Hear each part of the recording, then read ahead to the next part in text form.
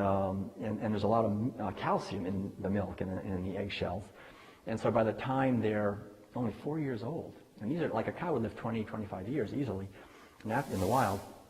By the time they're 4 years old, maybe at the most 5 years old, they're worn out and sent off to be slaughtered.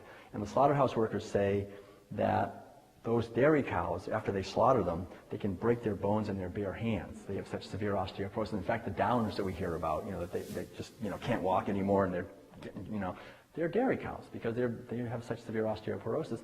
It's interesting. You would ask yourself, okay, so how do they get these cows to give so much milk? Because a typical cow will give at the most maybe 20 pounds of milk a day for her baby in a bell crib that only lasts about 4 months and tapers off again. Dairy cows are giving over 100 pounds of milk a day, 110 pounds of milk a day, and they're doing it for maybe 7 or 8 months, much longer, and they're doing it while they're pregnant with another baby. Any woman who thinks that is like, oh, I can't believe it. How do they? I mean, it's the most incredible abuse, the most just insidious violence towards dairy cows that you can imagine. The way they get them to give so much milk is two things. One is they manipulate their feed. The other is they manipulate hormones. So like a female, if it's born on the dairy farm, I mean, a lot of the females born on dairy farms are just killed because they don't need. There's way too many babies born on dairy farms.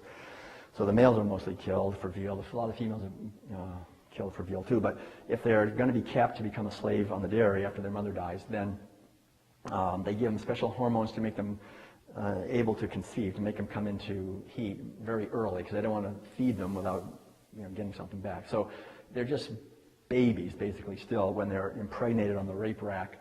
And then after 9 months, just like us, they give birth to a baby, and they want to just love that baby, and that baby is immediately stolen.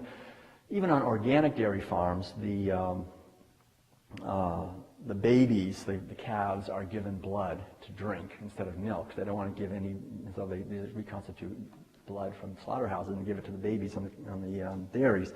And the milk is taken, and by giving them prolactin, progesterone, estrogen, testosterone, oxytocin, and a lot of other hormones, they push their milk output much higher than it normally would be.